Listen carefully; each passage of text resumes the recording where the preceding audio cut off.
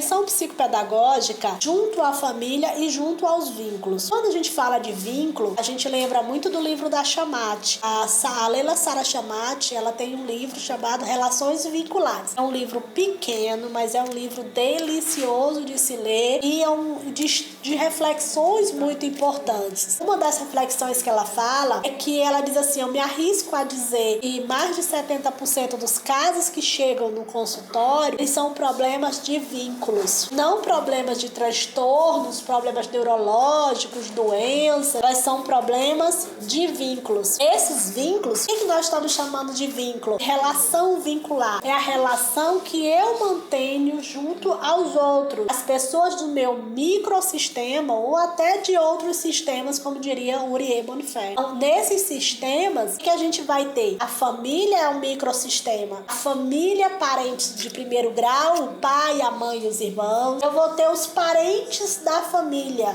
o primo, a prima, o sobrinho, o cunhado, O senhor diz que cunhado não é família, mas todo mundo faz parte ali da família, né? É o sogro, é a sogra, é a genro, é a nora. Então nós temos essas relações que mantemos com esse microsistema familiar. Mas nós mantemos relação com outros nichos, que é o microsistema da escola. Então, da escola, a gente mantém contato com a professora, com a coordenadora, com a diretora, com a merendeira, com o porteiro, com o professor da sala de recursos, com o coleguinha da sala, com o colega da outra sala, com o cuidador, ou seja, são várias pessoas que eu mantenho. Mas eu também tenho microsistemas, isso utilizando a teoria de Urié. A gente tem um sistema religioso, um microsistema religioso. É o pastor da minha igreja, é os amiguinhos da minha igreja, as pessoas da escola dominical, as pessoas da minha novena. Então nós temos também o microsistema do esporte. É o pessoal da minha natação, é o meu judô, que meu filho frequenta. Então eu mantenho relações de vínculo com inúmeras pessoas,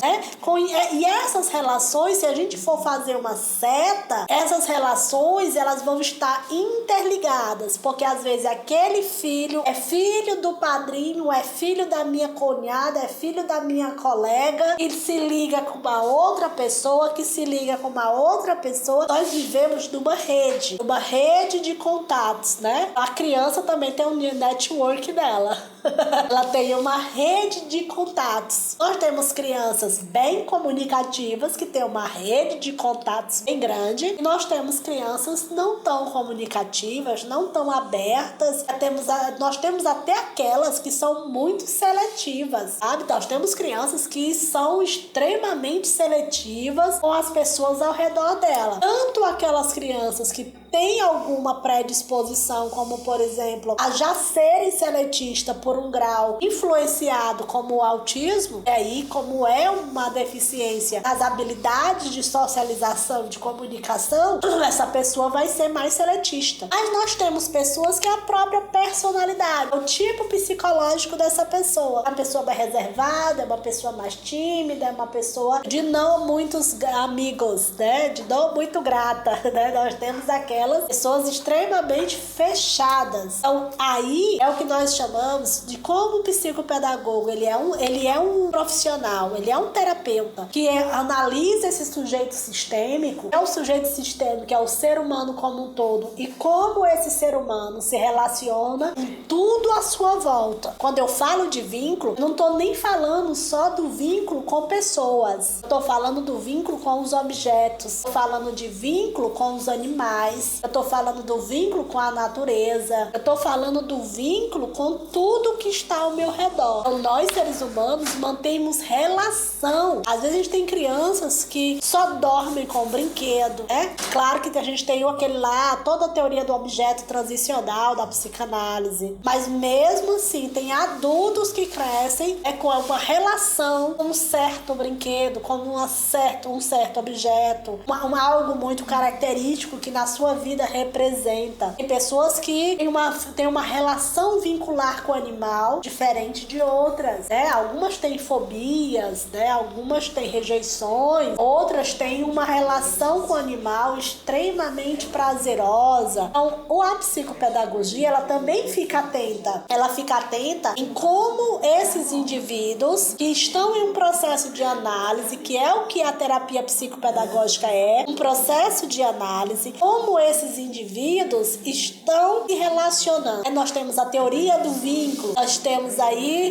o argentino Pirron, que trabalha essas relações coletivas, né? A psicopedagogia, alguns livros que trabalham mais os espaços coletivos, que alguns livros chamam de institucional, aqui a gente chama de espaços coletivos, trabalham muito essa questão do vínculo. O vínculo que eu mantenho com as outras pessoas, seres, objetos e tudo que está ao meu redor. Encerrando essa etapa, né, só para concluir, o processo de intervenção junto às relações vinculares é nessa perspectiva, junto à família, junto aos espaços que essa pessoa que você atende, esses espaços onde ela convive, você possa fazer orientação, se você consegue, às vezes a gente não consegue ir na escola, manda uma carta, liga para essa escola, conversa com a criança sobre, né, o relacionamento dela com os brinquedos. Às vezes a gente tem uma criança que quebra demais os brinquedos, então você vai mostrando o valor do brinquedo. Outras são apegadas demais a um brinquedo, então também o psicopedagogo vai trabalhando essas relações, desde que ele trabalhe essas relações que não sejam doentias.